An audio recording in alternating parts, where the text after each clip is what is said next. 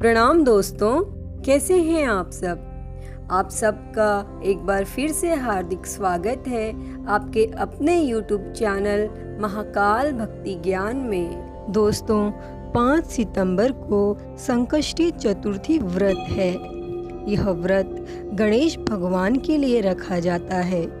मान्यता के अनुसार कहा जाता है कि संकष्टी चतुर्थी पर गणपति महाराज के आशीर्वाद से भक्तों के जीवन में चल रहे सारे संकट दूर हो जाते हैं। यह व्रत करने से घर परिवार में आ रही सारी विपदा दूर होती है।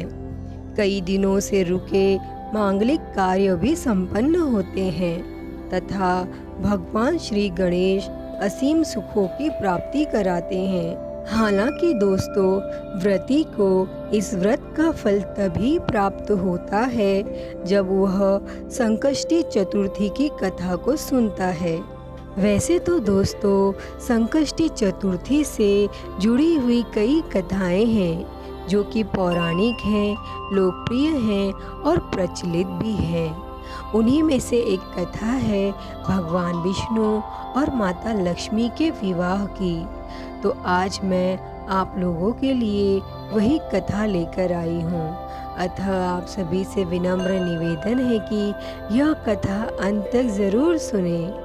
दोस्तों, एक समय की बात है जब भगवान विष्णु का विवाह लक्ष्मी जी के साथ निश्चित हो गया और विवाह की तैयारी होने लगी।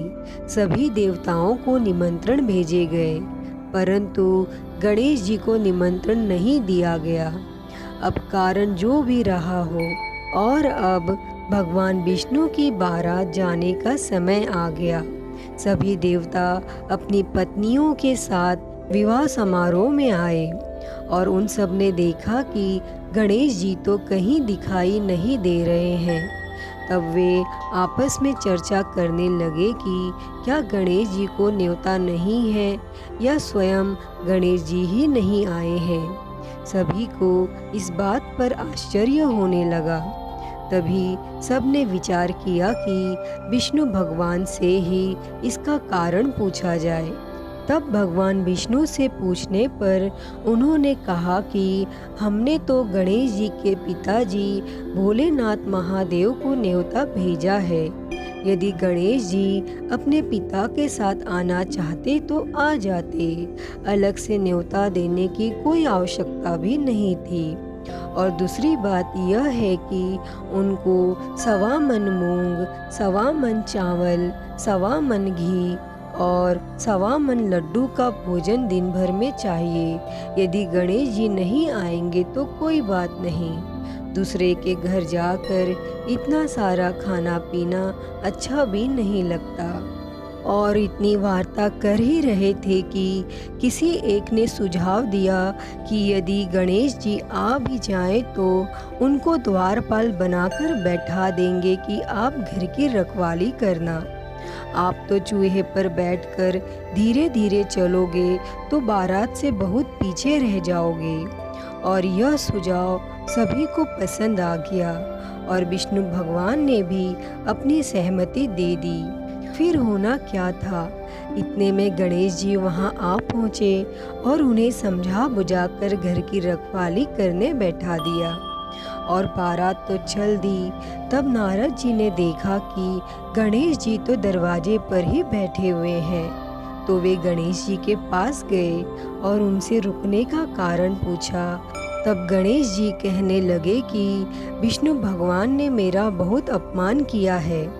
उतने में नारद जी ने कहा कि आप अपनी मूषक सेना को आगे भेज दें तो वह रास्ता खोद देगी जिससे उनके वाहन धरती में धंस जाएंगे। तब आपको सम्मान पूर्वक उन्हें बुलाना ही पड़ेगा। फिर गणेश जी ने अपनी मूषक सेना जल्दी से आगे भेज दी और सेना ने जमीन पोली कर दी। जब बारात वहां से निकली तो रथों के पहिए धरती में धंस गए। लाख कोशिश करे परंतु पहिए नहीं निकले। सभी ने अपने अपने उपाय किए परंतु पहिए तो नहीं निकले बल्कि जगह जगह से टूट गए। किसी को समझ में नहीं आ रहा था कि अब क्या किया जाए। तब नारद जी ने कहा, आप लोगों ने गणेश जी का अपमान करके अच्छा नहीं किया। यदि उन्हें मना कर लाया जाए तो आपका कार्य सिद्ध हो सकता है और यह संकट टल सकता है। तब भगवान शंकर ने अपने दूत नंदी को भेजा और वे गणेश जी को लेकर आए। फिर सब ने गणेश जी का आदर सम्मान के साथ पूजन किया। तब कहीं रथ के पहिए निकले। अब रथ के पहिए निकल तो गए, परंतु वे टूट फूट गए थे, तो उन्हें सुधारे कौन। तभी पास के खेत में एक खाती काम कर रहा था और उसे बुलाया गया। खाती अपना कार्य करने के पहले श्री गणेशाय नमः कहकर गणेश जी की वंदना मन ही मन करने लगा और देखते ही देखते खाती ने सभी पहियों को ठीक कर दिया। तब खाती कहने लगा कि हे देवताओं, आपने सर्वप्रथम गणेश जी को नहीं मनाया होगा और ना ही उनकी पूजा की होगी, इसीलिए तो आपके साथ यह संकट आया है। हम तो मूर्ख अज्ञानी हैं, फिर भी पहले गणेश जी को पूजते हैं और उनका ध्यान करते हैं। आप लोग तो देवता गण हैं, फिर भी आप गणेश जी को कैसे भूल गए।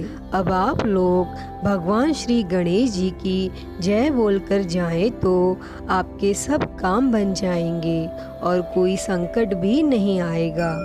फिर ऐसा कहते हुए बारात वहाँ से चल दी और भगवान विष्णु का लक्ष्मी जी के साथ विवाह संपन्न हुआ और वे सभी सकुशल घर लौट आए। हे गणेश जी महाराज, आपने विष्णु भगवान का कार्य जैसे सिद्ध किया, वैसे ही इस कथा को कहते, सुनते और हुंकारा भरते के सभी कार्य को सिद्ध करना। बोलो गजानन भगवान की जय। दोस्तों, आपने यह कथा अंत तक सुनी, उसके लिए बहुत बहुत धन्यवाद। अगर आप लोगों को यह कथा पसंद आई हो तो प्लीज़ लाइक करें, शेयर करें, कमेंट करें और मेरे चैनल को सब्सक्राइब कर नोटिफिकेशन बेल को ज़रूर ऑन कर लें। हर हर महादेव। धन्यवाद।